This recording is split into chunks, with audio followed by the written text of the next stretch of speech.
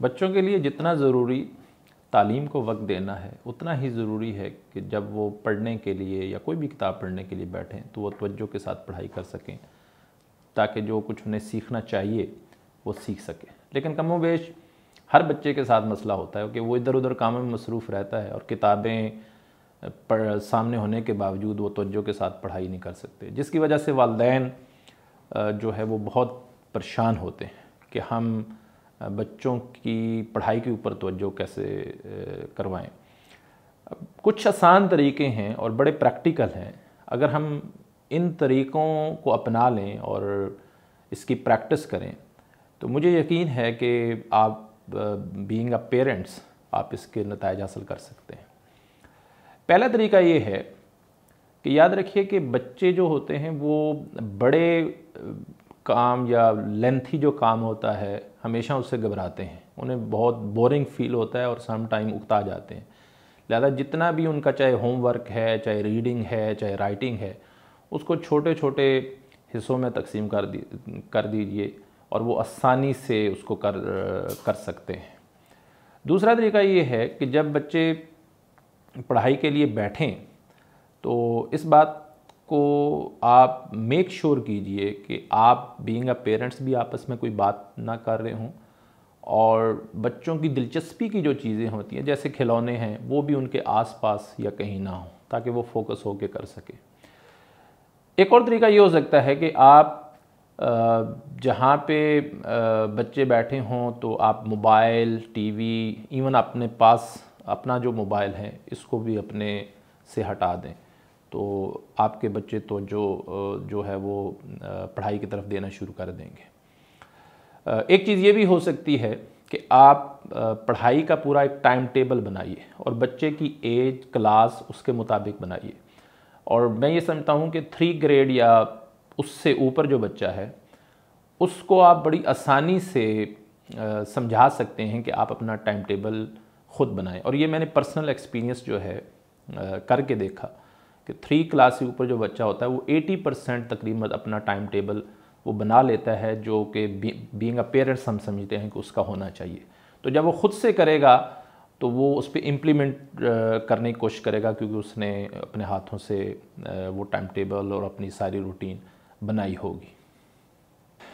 एक तरीका ये हो सकता है कि जिस्मानी सरगर्मियों में बच्चों का इजाफा कीजिए, क्योंकि जो बच्चे सुस्त होते हैं या काहिल होते हैं वो उस तरह से अपनी तवज्जो मबजूल नहीं करा सकते। तो बच्चा जितना एक्टिव होगा, चौकोचबंद होगा,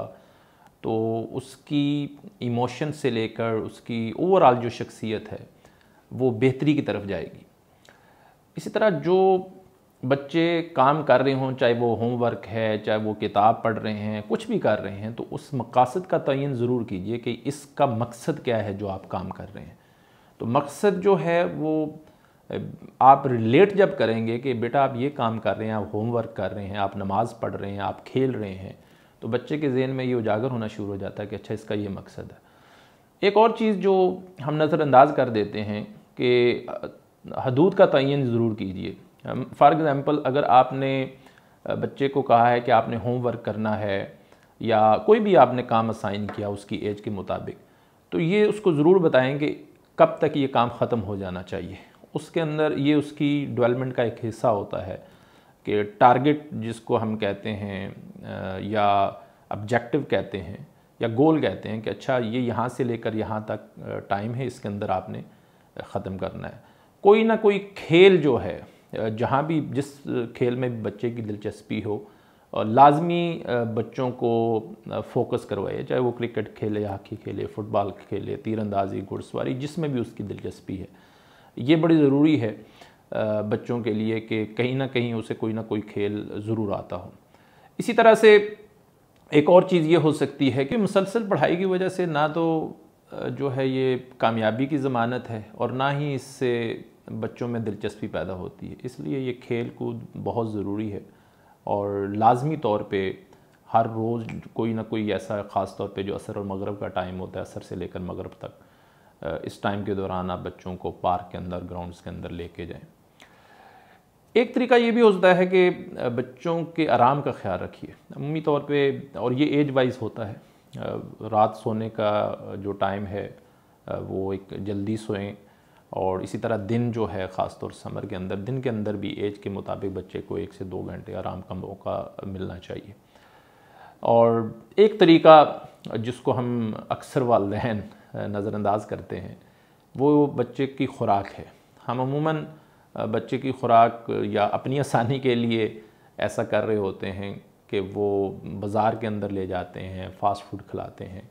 और इस तरह की चीज़ें जो है। मैं ये तो नहीं कहता कि बच्चों को बाहर लेके ना जाएं, बच्चों को ज़रूर बाहर लेके जाएं, लेकिन फ़ास्ट फूड और इस तरह की चीज़ें जो हैं बहुत उससे परहेज़ किया जाए। बहुत सारे ऐसे भी खाने हैं जो उनकी सेहत के लिए बेहतर हो सकते हैं, वो खिलाइए, वरना घर के अंदर वो सारी चीज़ें, खुश्क मेवाजात हैं, सब्ज़ियाँ हैं, फल हैं, वो घर के अंदर तैयार करके आप उन्हें खिला सकते हैं। तो खुराक का ख्याल बहुत ज़रूरी है, उसका पूरा एक लाइफ पैटर्न से ताल्लुक़ है। तो ये चंद वो तरीके हैं, मैं समझता हूँ कि अगर हम बीइंग अ पेरेंट्स इस पर अमल करें तो बच्चे हमारे जो हैं वो जो स्टडी का टाइम होगा उनकी स्टडी के ऊपर फोकस रहेगा।